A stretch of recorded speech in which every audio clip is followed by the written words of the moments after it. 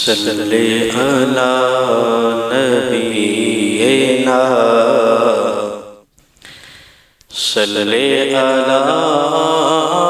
محمد الحمدللہ رب العالمین والعاقبۃ للمتقین والصلاة والسلام علی اشرف الانبیاء والمرسلین اما بعد فاعوذ باللہ من الشیطان الرجیم بسم اللہ الرحمن الرحیم الخبیثات للخبیثین والخبیثون للخبیثات آمنت باللہ صدق اللہ العظیم اللہم نور قلوبنا بالقرآن وزین اخلاقنا بالقرآن وادخلنا الجنة بالقرآن ونجنا من النار بالقرآن قال اللہ تعالی فی عظمت حبیبہ ان اللہ وملائکتہ یصلون علی النبی یا ایہا الذین آمنوا صلوا علیہ وسلموا تسلیما اللہم صلی علی سیدنا و مولانا محمد وعلی آل سیدنا و اصحاب سیدنا و شفیعنا و مولانا محمد مبارک وسلم الصلاة والسلام علیکہ یا سیدی یا رسول اللہ وعلى آلك وأصحابك يا سيدي يا حبيب الله الصلاة والسلام عليك يا سيدي يا رحمة للعالمين وعلى آلك وأصحابك يا سيدي يا شفيع المذنبين اللهم صل على محمد النبي الأمي وعلى آله وصحبه وبارك وسلم اللهم صل وسلم وبارك على سيدنا محمد النبي الأمي الحبيب الآل القدر العظيم الجاه وعلى آله وصحبه وبارك وسلم صلى الله تعالى على حبيبه محمد وآله وصحبه وبارك وسلم اللهم صل على محمد وعلى آل محمد وبارك وسلم اللہ تعالیٰ کی حمد و ثنا اور حضور نبی کریم صلی اللہ علیہ وسلم کی ذات اقدس پہ ہدیہ درود و سلام عرض کرنے کے بعد سامعین ذوی الاحتشام، کچھ چیزیں زندگی میں بڑی ضروری ہوتی ہیں، بلکہ اگر یوں کہوں کہ کچھ چیزوں کے بغیر زندگی مشکل ہو جاتی ہے، ناممکن ہو جاتی ہے، تو ان میں ایک چیز محبت ہے۔ جو محبت ایک دوسرے سے کی جاتی ہیں، ماں کو اگر بچے سے پیار نہیں ہوگا تو اس کی نشو و نما اور تربیت مشکل ہو جائے گی۔ باپ کو اگر اپنی اولاد سے پیار نہیں ہوگا تو پھر صبح سے شام تک ان کے لیے محنت مشقت کون کرے گا؟ ان کی پرورش کے لیے، لباس خوراک کے لیے، ان کی تعلیم و تربیت کے لیے۔ تو یہ اولاد کی محبت ہی ہے جس کے لیے باپ صبح سے شام تک اور بعض اوقات شام سے صبح تک اپنی اولاد کے لیے محنت کرتا ہے۔ اس کی محبت اس کو مجبور کرتی ہے۔ استاد کو اگر اپنے شاگردوں سے محبت نہیں ہوگی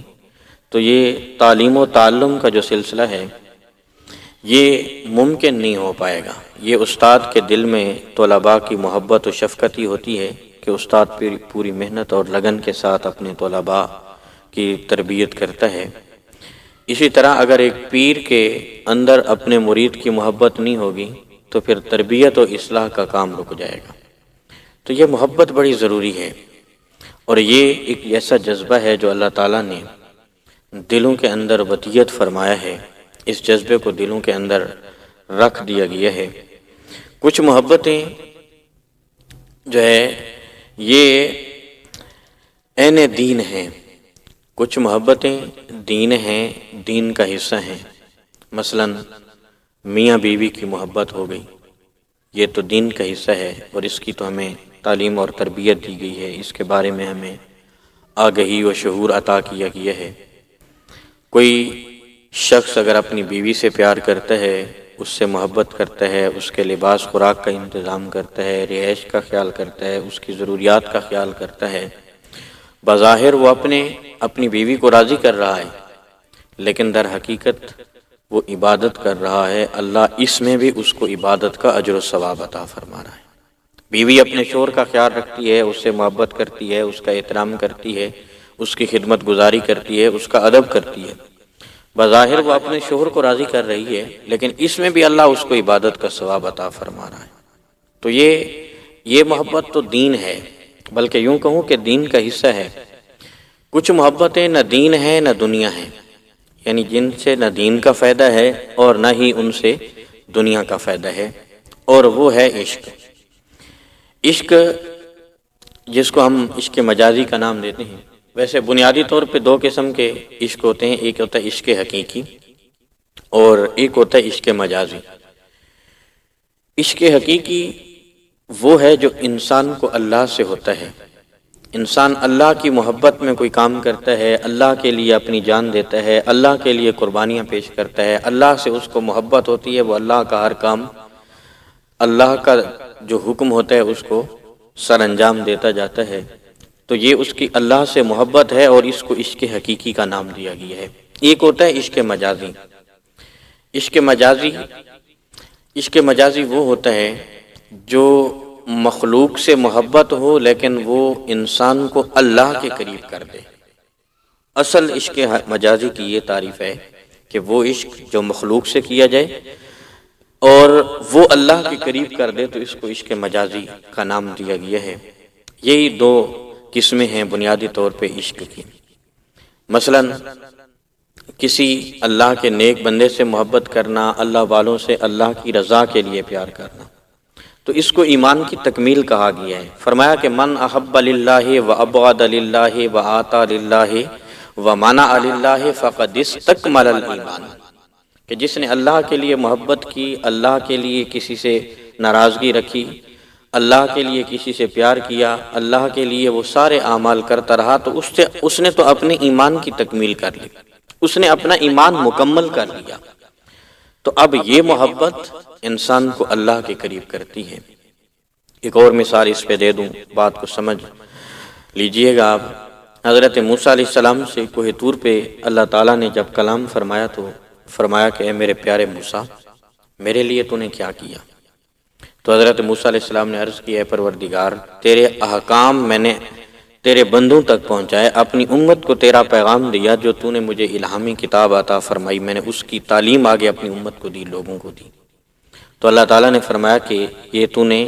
اس لیے کیا کیونکہ میں نے تجھے نبی بنایا تھا اور نبی کے منصب پہ فائز فرمایا تھا، تو یہ نبی کا کام ہے، میری دی ہوئی تعلیمات آگے میرے بندوں تک پہنچانا، اپنے امتیوں تک پہنچانا، یہ تو آپ کا کام تھا، یہ تو منصب نبوت کی ذمہ داری تھی، میرے لیے کیا کیا؟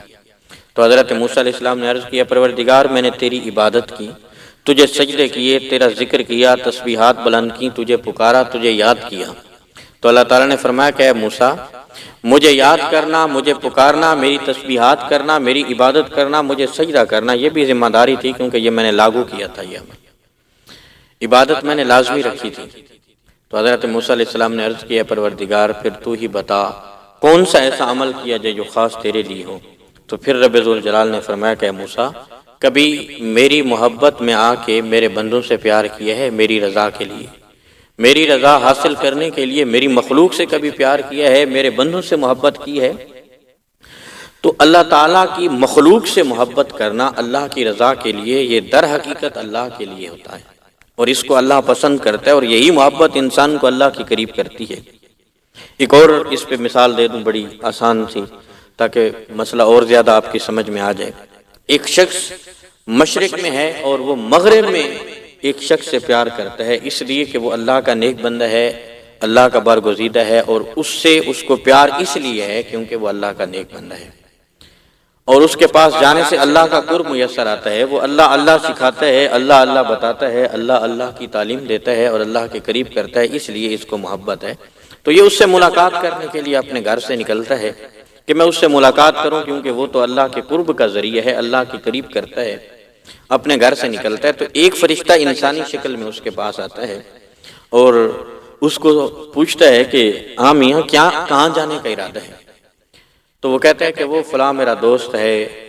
تو میں اس سے ملاقات کے لیے جا رہا ہوں، اس سے ملنے کے لیے جا رہا ہوں۔ تو وہ فرشتہ کہتا ہے کہ اس سے کوئی پیسے لینے جا رہے ہو؟ تو وہ کہتے ہیں نہیں، پیسے دینے جا رہے ہوں گے، نہیں، پھر کس لیے جا رہے ہیں؟ کوئی مقصد ہے، کوئی کام نکلوانا ہے ان سے، کسی غرض کے ساتھ جا رہے ہو؟ تو وہ کہتے ہیں نہیں، نہ تو مجھے کوئی غرض ہے، نہ کوئی مقصد ہے، نہ پیسے دینے ہیں، نہ پیسے لینے ہیں، بلکہ میں اس کے پاس اس لیے جا رہا ہوں کیونکہ وہ اللہ کا نیک بندہ ہے،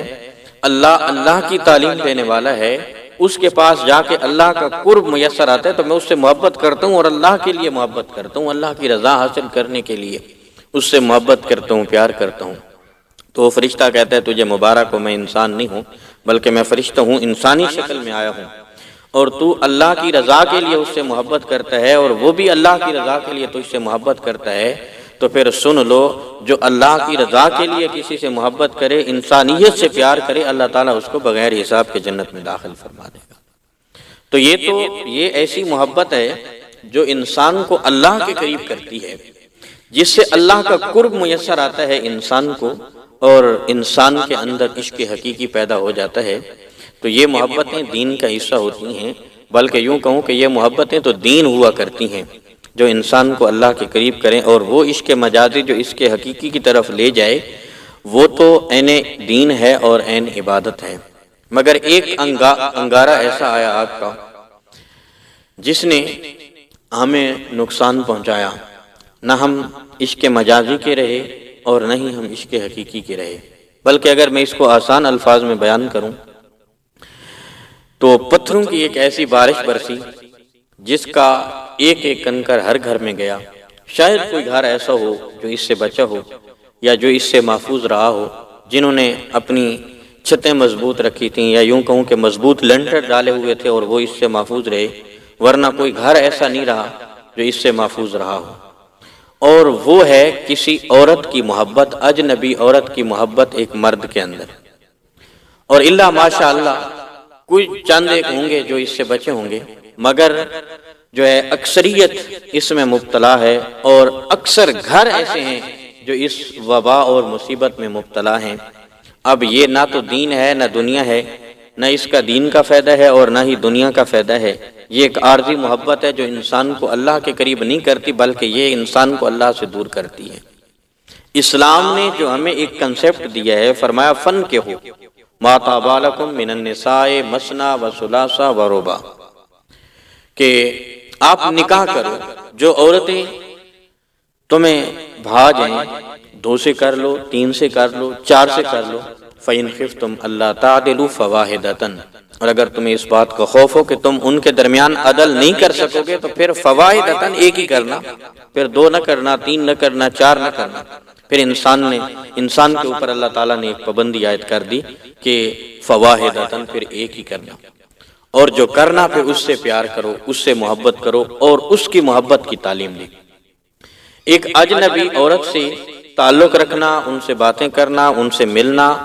ان سے تعلق قائم رکھنا بغیر نکاح کے، اس کی تو کہیں اجازت ہی نہیں ہے، شریعت میں اس کا کوئی کنسیپٹ ہی موجود نہیں۔ شریعت نے ہمیں اتنی اجازت دی ہے کہ اگر کوئی اچھی لگے عورت، تمہیں پسند آ جائے، تو تم اپنے والدین کو، اپنے بزرگوں کو، اپنے بڑے بوڑھوں کو ان کے گھر پیغام نکاح بھیجو، اگر وہ قبول کر لیتے ہیں تو نکاح کر لو اور پھر اس سے جتنی چاہے محبت کرو، یہ عین دین ہوگی۔ اور اگر ایسا ممکن نہیں ہے تو پھر ایسی عورت سے تعلق رکھنا تمہیں ہرگز اس کی اسلام اجازت نہیں دیتا، اس کی تو اجازت نہیں۔ اور ہم اس ایسی مصیبت کے اندر پڑے، ایک لڑکا ساری رات ایک اجنبی لڑکی سے ٹیلی فون پہ بات کرتا ہے، اور پھر سب سے بڑی بےغیرتی یہ کرتا ہے کہ وہ اپنی ماں سے بھی اس کی بات کروا رہا ہے، اپنی بہن سے بھی اس کی بات کروا رہا ہے۔ تو وہ یہ کیا تعلیم دے رہا ہے اپنے گھر کے اندر؟ ایک جوان لڑکا اپنی جوان بہن کو، اپنی ماں کو کیا بتا رہا ہے؟ اس سے بات کروا کے وہ ان کو یہ بتانا چاہ رہا ہے کہ میں بھی یہ کام کرتا ہوں، اے میری بہن تو بھی یہ کام کیا کر، اے میری ماں تو بھی یہ کام کیا کر۔ ایک تو ساری رات وہ خود غلط کام پہ لگا رہا، پھر اپنی ماں اور بہن کو وہ شے دے رہا ہے، ان کو جو ہے غلطی پہ ابھار رہا ہے اور ان کو بتا رہا ہے کہ یہ کوئی معیوب کام نہیں، کہ تم بھی کرتی رہو تو اس سے کیا فرق پڑتا ہے۔ تو ہمیں جو ہے اپنی نوجوان نسل کو سدھارنے کی ضرورت ہے اور ان کو بتانے کی ضرورت ہے کہ انسان اس مقصد کے لیے اس دنیا میں جو ہے نہیں آیا، بلکہ انسان کا مقصد کچھ اور تھا جس کے لیے انسان کو اس دنیا میں جو ہے بھیجا گیا ہے۔ اور پھر جس وقت وہی نوجوان جس وقت اپنی ماں کے بال کھینچتا ہے اور اس کو بالوں سے پکڑ کے کہتا ہے کہ جاؤ اور میرا وہاں سے رشتہ لے کے آؤ، اور جس وقت وہ اپنے باپ کا گریبان پکڑتا ہے اور اس کو کہتا ہے کہ میں تمہیں چھوڑ سکتا ہوں، اپنی ماں کو چھوڑ سکتا ہوں، بہن بھائیوں کو چھوڑ سکتا ہوں، یہ گھر چھوڑ سکتا ہوں، ساری دنیا کو چھوڑ سکتا ہوں، مگر اس عورت کو نہیں چھوڑ سکتا جس سے میرا پیار ہے اور جس سے میرا عشق کا چکر ہے، اس کے پاس جاؤ اور رشتہ لے کے آؤ، اگر نہیں لے کے آؤ گے تو پھر میں خودکشی کر دوں گا، گھر چھوڑ کے چلا جاؤں گا، یہ ہو جائے گا، وہ ہو جائے گا۔ تو پھر اولاد اس نتیجے تک اور اس حد تک پہنچ جاتی ہے۔ تو اب یہاں تک اولاد کو پہنچنے کیوں دیا گیا؟ اتنا کھلا کیوں چھوڑ دیا گیا اپنی اولاد کو کہ اولاد ماں کے بال کھینچ رہی ہے یا باپ کا گریبان پکڑ رہی ہے؟ تو پھر ماں بھی پریشان ہے، باپ بھی پریشان ہے کہ اب ہم کیا کریں۔ تو یہ ایک وبال ہے ہماری نوجوان نسل کے اوپر۔ جتنی بھی اس وقت معاشرتی برائیاں ہیں، آپ دیکھ لیں معاشرے کے اندر جتنی بھی برائیاں ہیں یہ عشق مجازی کی وجہ سے ہیں۔ نشہ عشق مجازی کی وجہ سے عام ہو رہا ہے اور یہ بڑھتا چلا جا رہا ہے، اس کی مقدار دن بدن بڑھتی جا رہی ہے، بجائے کم ہونے کے، بجائے کنٹرول ہونے کے، یہ اوپر کی طرف جا رہا ہے۔ اور قتل یہ عشق مجازی کی وجہ سے عام ہوتا جا رہا ہے، بلکہ کائنات کا سب سے پہلا قتل ہی ایک عورت کی وجہ سے ہوا تھا۔ قابیل نے حابیل کو قتل کیا تھا، ایک عورت سے نکاح کرنے کی وجہ سے قتل کیا تھا۔ وہ اس کو پسند آ گئی تھی اور وہ اس کے ساتھ پیدا ہوئی تھی، اس کی بہن تھی۔ تو حضرت آدم علیہ السلام نے کہا کہ ایسا ہو نہیں سکتا کہ تمہارے ساتھ پیدا ہونے والی عورت کے ساتھ تمہارا نکاح کیا جائے۔ تو اس نے کہا کہ مجھے یہی پسند ہے، یہ زیادہ خوبصورت ہے بجائے آگے دوسرے جوڑے کے ساتھ پیدا ہونے والی لڑکی کے، مجھے تو یہی پسند ہے۔ تو اس نے ایک عورت کی وجہ سے قتل کیا، اور قتل کی ابتدا ہی ایک عورت کی وجہ سے ہوئی، اس کے حسن کی وجہ سے ہوئی، اس کے ساتھ عشق کی وجہ سے ہوئی۔ تو کائنات کا سب سے پہلا قتل ہوا اور یہ سلسلہ اب بڑھتا چلا جا رہا ہے۔ اور قتل عام اکثر جو ہے عشق مجازی کی وجہ سے ہو رہے ہیں ہمارے معاشرے کے اندر۔ خودکشی عشق مجازی کی وجہ سے ہو رہی ہے، خودکشیاں یہ جو ہو رہی ہیں یہ عشق مجازی کی وجہ سے ہو رہی ہیں۔ اور یہ تین ایسی برائیاں ہیں معاشرے کے اندر جو عشق مجازی کی وجہ سے ہو رہی ہیں۔ میرے ایک دوست اپنی بات سنا رہے تھے، ان کے کسی جاننے والے کا بیٹا فوت ہوا، پتہ چلا کہ وہ کسی حادثے میں فوت ہوا ہے، تو وہ جو ہے دعا کے لیے، فاتحہ کے لیے ان کے گھر میں حاضر ہوئے۔ تو کافی سارے ساتھی تھے ان کے ساتھ جو گئے ہوئے تھے وہاں پہ۔ تو بچے کا والد کہنے لگا کہ حضرت اگر آپ کے ساتھ والے باہر چلے جائیں تو میں آپ سے کوئی ضروری بات کرنا چاہتا ہوں۔ تو انہوں نے اپنے ساتھیوں کو باہر بھیج دیا۔ تو والد صاحب کہنے لگے اس بچے کے جس کا جوان بچہ فوت ہوا تھا اور ایک ہی تھا، کہنے لگا کہ یہ تو آپ نے سنا ہے نا کہ میرے بیٹے کا حادثہ ہوا، یا یہ تو محلے والے اور علاقے والے جانتے ہیں کہ میرے بیٹے کا حادثہ ہوا، ایسی کوئی بات نہیں، میرے بیٹے نے خودکشی کر لی ہے، اور میرا ایک ہی بیٹا تھا اور اس نے بھی خودکشی کر لی ہے، میں اذیت میں ہوں، تکلیف میں ہوں، مجھے کوئی ایسا وظیفہ بتائیں کہ مجھے سکون مل جائے۔ پھر وہ اپنی رودات بیان کرتا ہے، کہتا ہے کہ 20,000 تنخواہ لینے والا میں شخص تھا، اور میں نے اپنے بیٹے کو اچھی تعلیم دی، تربیت کی، اس کے لباس خوراک کا بہترین انتظام کیا، اور اس کو میں نے کالج کے اندر اس کا ایڈمیشن کروایا، پھر آگے یونیورسٹی کی میں نے اس کو تعلیم دلوائی، اور ظلم میں نے یہ کیا اپنے ساتھ کہ میں نے 20,000 میری تنخواہ تھی تو میں نے اس کو 40,000 کا ٹچ موبائل لے کے دیا کہ میرے بیٹے کو کسی چیز کی کمی نہیں ہونی چاہیے۔ پھر یونیورسٹی میں ایک امیر لڑکی کے ساتھ اس کا تعلق بنا، اور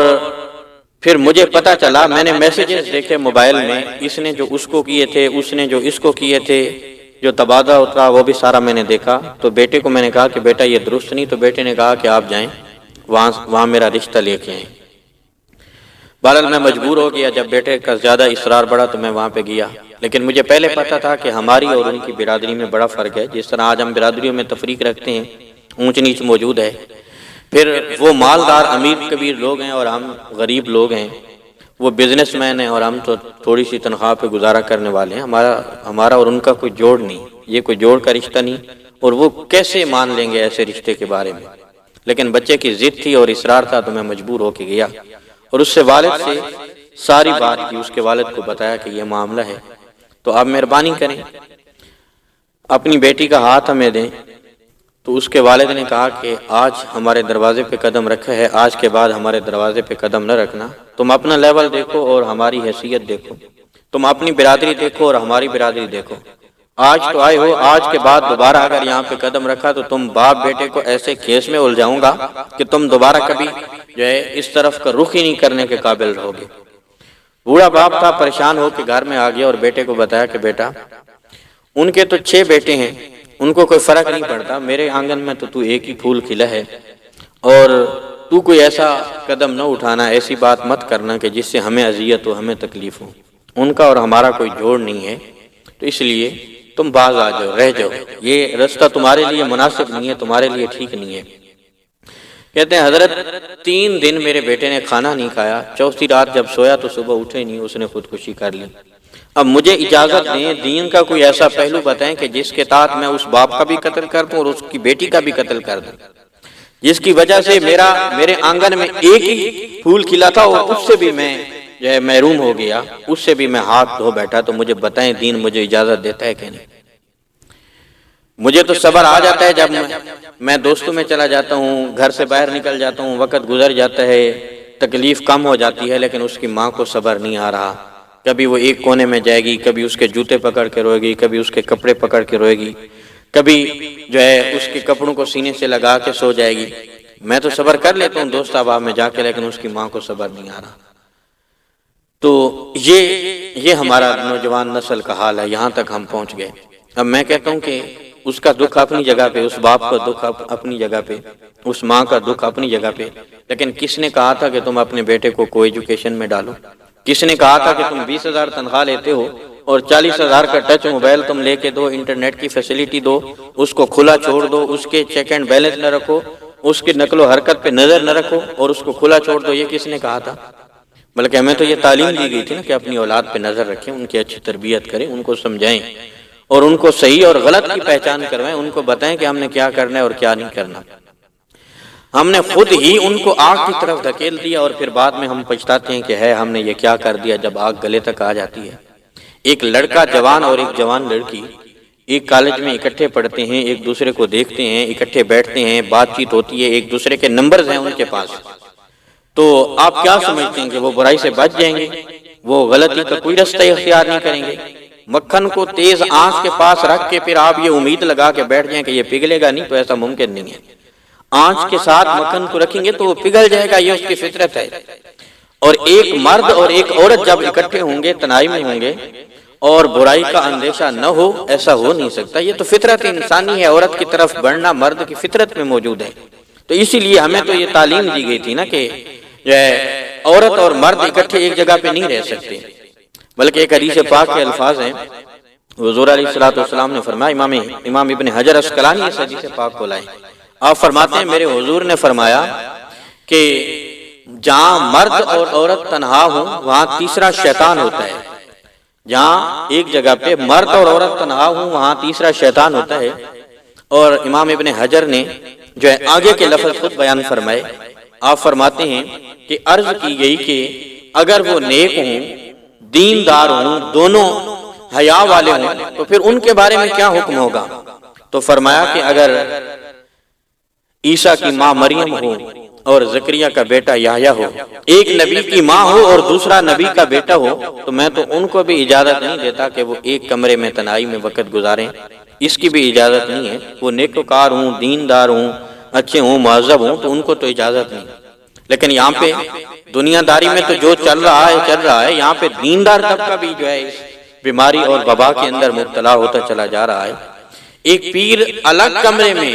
ایک نامحرم عورت کو اپنے ساتھ بٹھا کے اس کے دکھ سکھ سن رہا ہے اور اس کو اپنے دکھ سکھ سنا رہا ہے، تو یہ کیسی تربیت ہو رہی ہے؟ اب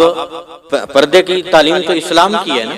یہ کسی پیر کی ایجاد نہیں ہے اور نہ ہی کسی عالم یا مفتی کی ایجاد ہے، یہ تو اللہ کے رسول کی تھی نا۔ حضور علیہ السلام نے سب سے پہلے پردہ کرنے کا حکم اپنی ازواج مطہرات کو دیا، جو امہات المومنین تھی، جو مومنوں کی مائیں تھیں، جن کو مومن کی ماں کا درجہ دیا گیا، ان کو سب سے پہلے حضور نے پردے کی تعلیم ارشاد فرمائی۔ اور حضرت عبداللہ ابن مکتوم نابینا صحابی جس وقت حاضر ہوئے حضور کی خدمت میں، تو ام المومنین حضرت عائشہ صدیقہ رضی اللہ تعالی عنہا سے فرمایا میرے حضور نے کہ عائشہ آپ پردے کے پیچھے چلی جائیں، عبداللہ ابن مکتوم ملنا چاہ رہے ہیں۔ تو ام المومنین نے عرض کی یا رسول اللہ ہم یہاں پہ تشریف فرما ہوتی ہیں، گفتگو نہیں کریں گی، ہم صرف بیٹھی رہیں گی، یہ تو نابینا ہیں، ان کو کچھ نظر نہیں آتا، ان کو کیا پتہ چلے گا کہ ہم ادھر موجود ہیں؟ حضور نے فرمایا وہ نابینا ہیں، آپ تو نابینا نہیں ہے نا، آپ کی تو آنکھیں ہیں، اس لیے آپ پردے کے پیچھے چلی جائیں۔ لیکن دیوس پن کا یہ حال ہو چکا ہے ہمارے معاشرے کے اندر کہ ایک روشن خیال باپ کہتا ہے کہ مجھے اپنے بیٹے پہ بڑا اعتماد ہے، مجھے اپنی بیٹی پہ بڑا اعتماد ہے، مجھے یہ بتائیں کہ تمہاری سوچ اور فکر اللہ کے رسول سے بڑی ہے، تمہاری سوچ اور فکر جو ہے خدا اور رسول سے آگے بڑھ گئی کہ تمہیں اپنی بیٹے پہ بھی یقین ہے اور اپنی بیٹی پہ بھی یقین ہے؟ پھر مجھے یہ بتائیں کہ حضور علیہ الصلوۃ والسلام کو اپنی ازواج مطہرات پہ یقین نہیں تھا، جن کے بارے میں، جن کی پاکی کے بارے میں قرآن کی آیات اتری تھیں، ان کو یقین نہیں تھا اپنی ازواج مطہرات پہ؟ انہوں نے تو کہا کہ الگ ہو جائیں، پردے میں چلی جائیں، اس کی اجازت نہیں نامحرموں کے سامنے آنے کی۔ اور ایک دیوس، اصل دیوس پن یہ ہے، یہ اصل دکیا نوسی یہ ہے۔ آج تو لوگ کہتے ہیں نا کہ پردہ کرنا دکیا نوسی ہے، لیکن ہم کہتے ہیں کہ یہ دیوس پن یہ ہے کہ تم شتر بے مہار اپنی جوان لڑکی کو چھوڑ دیتے ہو بغیر حجاب کے، وہ نہ اس کے سر پہ دوپٹہ ہے اور نہ ہی کوئی چادر ہے، نہ ہی شرم و حیا ہے۔ اصل دکیا نوسی یہ ہے جس کی طرف جو ہے انگریز، یہود و نصارہ مسلم امہ کو لے کے جانا چاہ رہے ہیں، اور مسلم امت بھی اس طرف بڑھتی چلی جا رہی ہے۔ تو یہ خودکشی اسی وجہ سے عام ہو رہی ہے، نشہ اسی وجہ سے عام ہو رہا ہے، قتل عام اسی وجہ سے عام ہو رہا ہے۔ ہم نے اپنی اولاد کو دنیا کی ہر سہولت دی، ہم دیکھتے ہیں کہ کوئی شخص اپنی اولاد کو انٹرنیٹ کی فیسلٹی دے رہا ہے تو اس کے مقابلے میں ہم اس سے بہتر فیسلٹی دیں گے۔ ایک شخص اپنی اولاد کو اچھا موبائل دے رہا ہے تو ہم اس کا مقابلہ کر کے اس سے بھی اچھی کمپنی کا موبائل اس کو لے کے دیں گے، اور نیا ماڈل ہماری کوشش ہوگی کہ ہم اپنی اولاد کو دیں۔ ہم نے اپنی جوان بیٹی کے ہاتھ میں موبائل اور نیٹ پکڑا دیا، اپنے جوان بیٹے کے ہاتھ میں موبائل اور نیٹ پکڑا دیا، اور ان کو الگ الگ کمرے بھی مہیا کیے۔ ہم نے تو ان کو پورا برائی کا راستہ بتا دیا، اور ہم نے ان کو اجازت دے دی کہ تم الگ کمرے میں جو مرضی کرتے رہو۔ اب ماں کو کیا پتا کہ بیٹی کمرے کے اندر میری بیٹی پڑھ رہی ہے یا کسی کے ساتھ باتیں کر رہی ہے؟ باپ کو کیا پتا کہ میرا بیٹا کمرے کے اندر پڑھ رہا ہے یا وہ ساری رات انٹرنیٹ پہ لگا ہوا ہے، کسی کے ساتھ جو ہے غیر محرم لڑکیوں کے ساتھ وہ باتیں کر رہا ہے؟ باپ کو پتہ ہی نہیں ہے، چیک اینڈ بیلنس ہی نہیں، نہ ماں کو پتہ ہے کہ میری بیٹی کیا کر رہی ہے، نہ باپ کو پتہ ہے میری بیٹی کیا کر رہی ہے۔ چاہیے تو یہ تھا کہ ان پہ کڑی نظر رکھتے اپنی جوان اولاد کے اوپر اور ان کی نگرانی کرتے، لیکن جب آگ حلق میں اترنے لگتی ہے اور جس وقت بال جلنے لگتے ہیں تو پھر انسان سوچتا ہے میں نے کیا کر دیا، میں نے یہ سب کچھ ان کو مہیا کر کے میں نے تو ان کو برائی کا راستہ دکھا دیا تھا، اور مجھے تو پتہ ہی نہیں، میں تو سمجھ رہا تھا کہ یہ تعلیم حاصل کر رہے ہیں، میں نے تو سمجھا تھا کہ یہ پڑھائی کر رہے ہیں، مگر یہ پتہ نہیں کیا کرتے رہے، اور اب جو ہے مسئلہ کہاں تک چلا گیا، اب معاملہ کہاں تک پہنچ گیا۔ جب آگ حلق میں آ جاتی ہے تو پھر انسان کو سمجھ آتی ہے کہ یہ میری غلطی تھی جس کی وجہ سے اولاد بے راہ روی کا شکار ہوگی، اور پھر بیٹی اپنے گھر سے بھاگ رہی ہے، جوان بیٹا اپنے باپ کو دھکے مار رہا ہے اور اپنی ماں کو بھی گھسیٹ رہا ہے اور کہہ رہا ہے کہ جاؤ اور وہاں سے میرے لیے رشتہ لے کے آؤ، اگر نہ لے کے تو میں گھر چھوڑ جاؤں گا، میں خودکشی کر لوں گا، میں الگ ہو جاؤں گا، اور کیا کچھ پھر انسان کو سہنا پڑتا ہے۔ وہ اولاد جس کو انسان نے اپنا خون جگر پلا کے بڑا کیا، وہ ماں جس نے اپنے دودھ سے اپنی اولاد کی پرورش کی، اور وہ باپ جو صبح سے شام تک اور شام سے صبح تک اپنی اولاد کے لیے کماتا رہا، اس کی اچھی تربیت کے لیے، اچھی تعلیم کے لیے، اس کی اچھی زندگی کے لیے، اچھے مستقبل کے لیے، وہی جب اولاد گریبان پکڑتی ہے تو پھر انسان کہتا ہے یہ کیا ہو گیا، یہ میں نے کیا کر دیا۔ اور اس وقت ہم نے توجہ نہیں کی جب اپنی اولاد کے اوپر توجہ کرنے کی ضرورت تھی، اور اب ہم پریشان ہیں کہ ہمیں کیا کرنا چاہیے۔ نوجوان نسل کو اچھے اخلاق سکھائیں اور ان کو بتائیں اخلاقیات کیا ہیں۔ جوانی چوکوں میں چوراہوں میں پھرنے کا نام نہیں ہے، جوانی ساری رات نامحرم لڑکیوں سے گفتگو کرنے کا نام نہیں ہے، اور 50 کلو وزن اٹھا لینے کا نام بھی جوانی نہیں۔ کالج کے عورتوں کے کالج کے باہر کھڑے ہو کے وقت گزارنے کا نام جوانی نہیں ہے۔ جوانی تو اس چیز کا نام ہے کہ جوانی اللہ کے بتائے ہوئے طریقوں کے مطابق گزاری جائے، جوانی حضور علیہ الصلوۃ والسلام کے عشق میں گزاری جائے، جوانی صحابہ کرام کی تعلیم اور جو ہے ان کے احکام تھے اور ان کی زندگی تھی اور ان کا جو اسوہ تھا اس کو اپنا کر گزاری جاتی، یہ جوانی تھی۔ اصل جوانی تو یہ تھی، بلکہ حضور علیہ الصلوۃ والسلام کا فرمان ہے کہ قیامت کے دن عرش کے سائے میں دائیں جانب ایک نوجوان کو کھڑا کیا جائے گا، 30 سال عمر ہوگی، چڑھتی جوانی ہوگی، اور خوبصورت آنکھیں ہوں گی، نورانی چہرہ ہوگا، انبیاء بھی بڑے خوبصورت نگاہوں سے اس کی طرف دیکھیں گے اور بڑی پیار بھری اور محبت بھری نگاہوں سے اس کی جانب دیکھیں گے اور اجازت طلب کریں گے، اے پروردگار ہمیں اجازت ہو عرش کے دائیں جانب جو جوان کھڑا ہے اس سے ہم مصافحہ نہ کر لیں، اس سے ہم ہاتھ نہ ملائیں اس خوبصورت جوان سے۔ تو پھر وہ سوال کریں گے انبیاء، اے پروردگار یہ کون سا جوان ہے، کون سا عمل کر کے آیا ہے تیری بارگاہ میں؟ تو اس کو بتایا جائے گا کہ یہ کوئی زیادہ نمازی نہیں تھا، یہ کوئی زیادہ روزے رکھنے والا نہیں تھا، یہ کوئی زیادہ حج اور زکوٰۃ ادا کرنے والا نہیں تھا، بلکہ یہ میرے حضور کی امت کا وہ جوان تھا جس نے اپنی جوانی کو پاکیزہ رکھا، جس نے اپنی نظر پاکیزہ رکھی، جس نے اپنی سوچیں پاکیزہ رکھی، جس نے اپنے خیالوں کے اندر حیا رکھا اور جس کی سوچ اور خیال بھی کبھی نہیں بھٹکے، جس کی نظر بھی کبھی نہیں بھٹکی، جس نے اپنی زندگی میں کبھی غیر محرم عورت کی طرف نگاہ اٹھا کے نہیں دیکھی، بلکہ ایک اجنبی خوبصورت عورت نے دعوت گناہ دی اس کو اور اس نے کہا انی اخاف اللہ، میں تو اللہ سے ڈرنے والا ہوں، اس نے تو میرا خوف اور خشیت اپنے اندر پیدا کی اور کسی عورت کی طرف یہ مائل نہیں ہوا۔ یہ پاکیزہ جوانی والا ہے، پاکیزہ جوانی والا، اور یہ پاک جوانی میرے پاس لے کے آیا ہے تو میں نے اس کو عرش کا ٹھنڈا سایہ عطا کیا ہے اور اس کو میں نے دائیں جانب کھڑا کیا ہے۔ تو جوانی تو اللہ رسول کے احکام پہ عمل کرنے کا نام ہے، نہ کہ عورتوں کے ساتھ جو ہے اپنا وقت ضائع کرنے کا نام ہے۔ ہم نے اپنی اولاد کو انٹرنیٹ کی سہولت میسر کی اور ان کو موبائل کی سہولت دی اور اس معاملے میں ہم ایک دوسرے سے آگے بڑھے۔ انٹرنیٹ بھی اچھا لگوا کے دیا، اچھے پیکیجز دیے ان کو، اور موبائل بھی بہتر سے بہتر اور اچھے ماڈل کا ہم نے ان کو لے کے دیا کہ یہ انٹرنیٹ استعمال کرنے میں ساتھ والے سے دوست سے پیچھے نہ رہ جائے، لیکن ہم نے اس کا چیک اینڈ بیلنس نہیں کیا۔ ضروری تھا اور دینا بھی چاہیے اپنی اولاد کو، جو لیٹسٹ ٹیکنالوجی ہے اس کے بارے میں شعور و آگہی دینا، یہ بھی امت مسلمہ کو آگے کی طرف بڑھنے میں مدد دے گا۔ لیکن والدین کی یہ ذمہ داری بھی ہے کہ اپنی جوان اولاد پہ کڑی نظر رکھیں۔ جن کو آپ نے انٹرنیٹ کی فیسلٹی دی، جن کو آپ نے اچھے ٹچ موبائل کی فیسلٹی دی اور اس کو الگ کمرہ دے دیا، تو پھر اس پہ نظر رکھنے کی بھی ضرورت ہے کہ وہ ساری رات پڑھائی کر رہا ہے یا کچھ اور بھی کر رہا ہے ساتھ۔ وہ عورتوں سے باتیں کرنے میں تو نہیں، لڑکیوں سے لگا ہوا ساری رات۔ تو یہ چیک اینڈ بیلنس رکھنے کی ضرورت ہے۔ پہلے ہمارے کالجز، یونیورسٹیز 3000 ڈاکٹر پیدا کرتے تھے، 4000 انجینئر پیدا کرتے تھے، 2000 وکیل اور جج پیدا کرتے تھے، اور جو ہے 6000 اچھے ٹیچرز جو ہے امت کو دیتے تھے اور سمجھتے تھے کہ ہم قوم کو اچھے معمار دے رہے ہیں اور وطن کو، قوم کو آگے لے کے چلنے والے ہم بہترین ان کو کاریگر دے رہے ہیں۔ لیکن آج ہماری کالج اور ہماری یونیورسٹیاں جو ہے 10,000 رانجھے پیدا کر رہے ہیں، 8,000 مجنوں پیدا کر رہے ہیں، اور یہ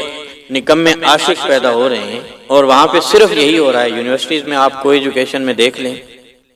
اور وہاں پہ آپ کالجز میں جہاں اکٹھا سلسلہ ہے تعلیم و تربیت کا بچوں کا اور بچیوں کا، وہاں پہ آپ دیکھ رہے ہیں کہ وہاں پہ ڈاکٹر اور انجینئر پیدا نہیں ہو رہے، بلکہ وہاں پہ مجنوں اور رانجھے پیدا ہو رہے ہیں۔ اور ایک جوان لڑکا جس نے اپنی جوانی میں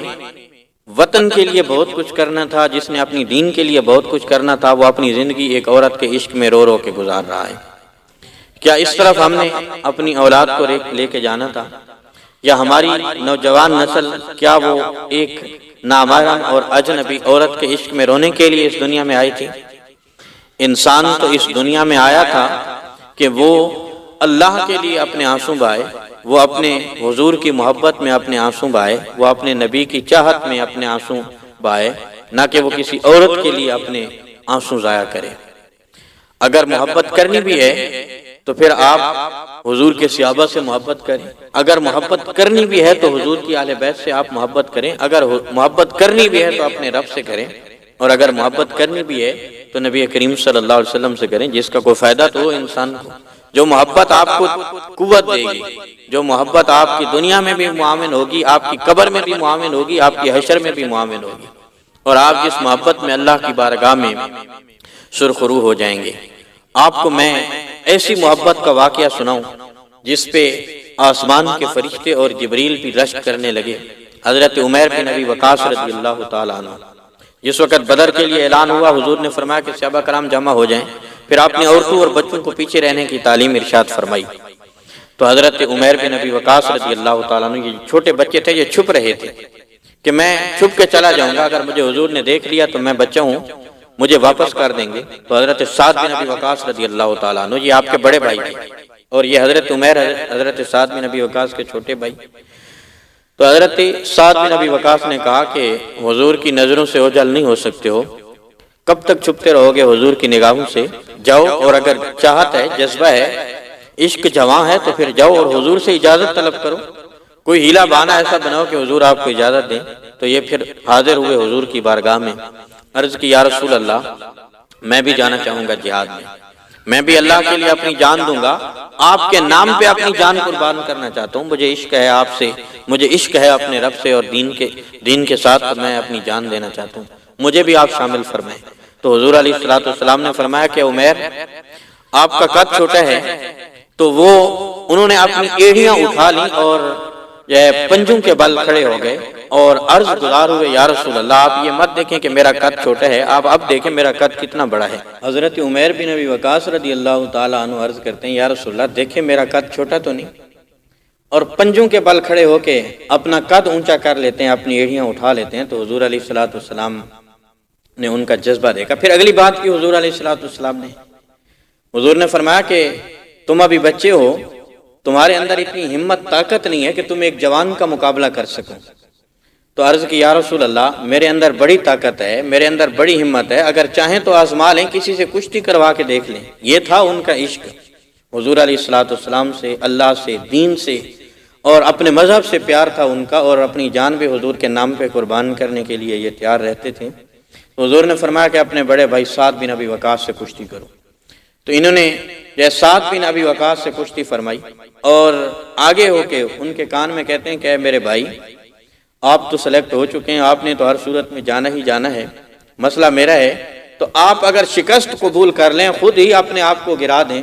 اور میں آپ کے اوپر سوار ہو جاؤں اور میں آپ پہ فتح حاصل کر لوں، تو میں بھی سلیکٹ ہو جاؤں گا۔ آپ میرے بھائی ہیں، میرے لیے اتنا تو کر سکتے ہیں آپ۔ تو حضرت سعد بن ابی وقاص نے بھی جب جذبہ دیکھا اپنے بھائی کا، تو انہوں نے کہا ٹھیک ہے، آپ کے لیے اتنا تو میں کروں گا۔ پھر جب کشتی ہوئی تو حضرت سعد بن ابی وقاص نے اپنے آپ کو نیچے گرا دیا اور یہ اوپر سوار ہو گئے، اور پھر خوش ہو کے حضور کی بارگاہ میں حاضر ہوئے۔ عرض کی یا رسول اللہ، دیکھیں میرے اندر کتنی ہمت ہے، طاقت ہے کہ میں نے اپنے بڑے بھائی کو بھی نیچے گرا دیا ہے، میں جوان ہوں اور میں طاقتور ہوں، میرے اندر ہمت ہے، آپ مجھے بھی ساتھ لے کے جائیں۔ تو حضور علیہ السلام مسکرائے۔ صحابہ کرام نے عرض کی یا رسول اللہ، آپ ایسے مسکرا رہے ہیں کہ اس طرح ہم نے کبھی آپ کو نہیں دیکھا۔ تو میرے حضور فرماتے ہیں کہ دیکھا ہے میرے صحابہ، یہ کشتی دیکھی ہے، آپ نے عمیر کا عشق دیکھا ہے، ان کا جذبہ دیکھا ہے، ان کی محبت دیکھی ہے، انہوں نے ایسی کشتی کی ہے کہ جن کی کشتی کو جبریل بھی آ کے دیکھ رہے تھے، اور جن کی کشتی پہ جبریل بھی خوش ہو رہے تھے، تو میں خوش کیوں نہ ہوتا آپ نے عمیر بن ابی وقاص کی کشتی پہ جن پہ جبریل بھی خوش ہو رہے تھے۔ تو پھر حضور علیہ السلام ان کو ساتھ لے کے گئے، اور بدر میں ہی انہوں نے جام شہادت نوش کیا، چہرے پہ خون کے نشانات تھے۔ تو حضور علیہ السلام آگے بڑھے، اپنی مبارک چادر سے حضور علیہ السلام نے ان کے چہرے کو صاف کیا، چہرے سے خون کو صاف کیا، اور حضور کی آنکھوں سے آنسو بھی جاری تھے۔ اور آقا کریم علیہ السلام نے صحابہ کرام سے فرمایا کہ پیچھے ہو جاؤ، تھوڑا پیچھے ہو جاؤ، چھوڑ دو یہ جگہ، پیچھے ہو جاؤ میرے صحابہ۔ حضور بار بار کہہ رہے ہیں پیچھے ہو جاؤ میرے صحابہ، پیچھے ہو جاؤ۔ تو صحابہ کرام نے عرض کی یا رسول اللہ، کیا کوئی خاص وجہ ہے؟ تو میرے حضور نے فرمایا کہ یہ میری امت کا ایسا شہید ہے، یہ ایسا عاشق ہے جس نے اپنی جان دین کے لیے دے دی، ہمارے نام پہ اپنی جان قربان کر دی، تو سب سے پہلے اس کی زیارت کے لیے آسمان سے اللہ کے فرشتوں کا نزول ہو رہا ہے۔ تو ہمارا مقصد کچھ اور ہے، ہماری جوانی کسی اور مقصد کے لیے گزرنی چاہیے۔ اللہ سے ہم محبت کریں، میری ملت کا جوان اپنے نبی سے پیار کرے، جس پیار کا کوئی مول بھی پڑے، جس کا کوئی فائدہ بھی ہو اس کو قیامت کے دن۔ آج تو ایک عورت کے لیے اپنے آنسو بہا رہا ہے اور ساری رات لگا ہوا ہے، یہ تیرے محلے کی بچی ہے، یہ تیری گلی کی بچی ہے، یہ تیرے شہر کی بچی ہے، یہ تیری ہم مذہب ہے۔ تجھے تو چاہیے تھا کہ تو اپنی گلی کی، اپنے محلے کی بچی کا محافظ ہوتا، اپنی ملت کی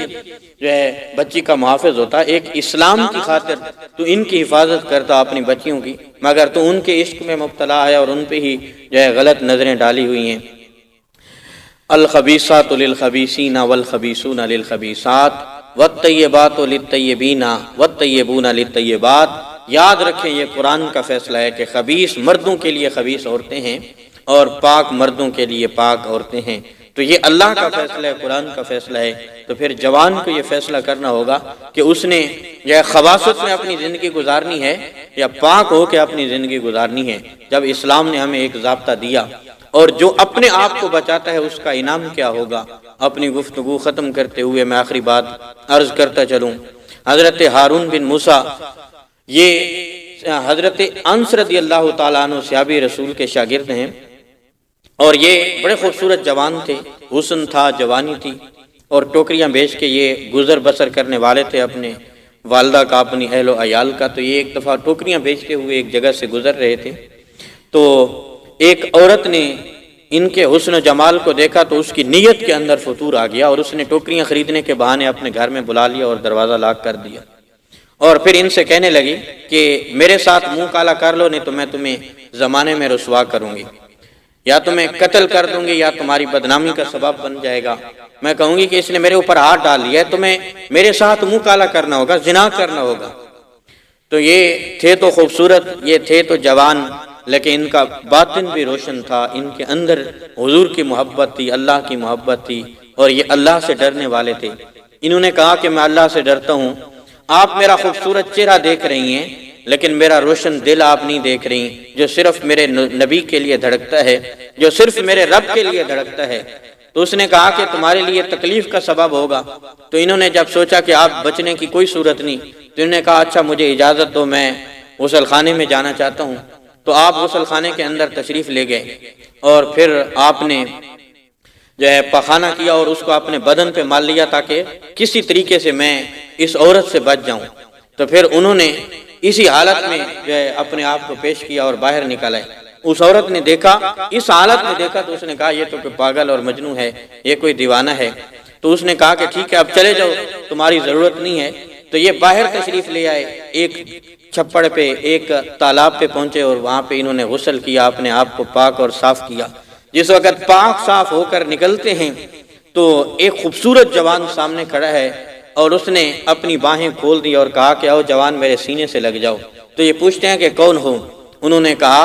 کہ میں نے نبی ہو کر، یہ حضرت یوسف علیہ السلام تھے، فرمایا میں نے نبی ہو کر جو ہے ایک عورت سے اپنے آپ کو بچایا تھا، اور تو نے حضور کا امتی ہو کر میری سنت پہ عمل کیا ہے، تو نے اپنے آپ کو بچایا ہے۔ میں اللہ کا نبی یوسف ہوں، آ جاؤ میں تمہیں اپنے سینے سے لگا لوں۔ تو حضرت یوسف علیہ السلام نے سینے سے لگایا، اور پھر ان کے جسم کے اندر ایسی خوشبو پیدا ہوئی کہ یہ جس گلی سے گزرتے تھے تو وہ خوشبو والا گزر رہا ہے، اس نام سے آپ کو پکارا جاتا تھا۔ جس محلے سے گزرتے تھے، جس گلی سے گزرتے تھے تو آپ کے بدن سے قدرتی خوشبو آتی تھی۔ جس نے دنیا کی بدبو سے اپنے آپ کو بچا لیا، اللہ نے ہمیشہ اس کو خوشبودار بنا دیا، اور جب آپ کا وصال ہوا آپ کی قبر سے بھی خوشبو آتی تھی۔ تو یہ ہے اپنے آپ کو برائی سے بچانے کا جو انعام دیتا ہے اللہ تعالیٰ انسان کو، تو یہ اسی صورت میں ہے جب انسان اپنے نفس پہ کنٹرول کرے۔ فرمایا الخبیثات للخبیثین والخبیثون للخبیثات والطیبات للطیبین والطیبون للطیبات۔ پاک مردوں کے لیے پاک عورتیں اور پاک عورتوں کے لیے پاک مرد ہیں، اور خبیث مردوں کے لیے خبیث عورتیں اور خبیث عورتوں کے لیے خبیث مرد ہیں۔ تو آج ہم فیصلہ کر لیں کہ ہم نے جو ہے عشق مجازی میں اس قدر آگے بڑھنا ہے کہ ہم نے اپنے رب رسول کو بھی ناراض کرنا ہے اور اپنے دین سے بھی انحراف کرنا ہے، یا اللہ رسول کی محبت اپنے سینے میں اجاگر کر کے ہم اپنی آخرت کو سنوار سکتے ہیں۔ اللہ تعالیٰ کی بارگاہ میں یہ دعا ہے کہ اللہ ہمیں عمل کی توفیق عطا فرمائے۔ وما علینا الا البلاغ۔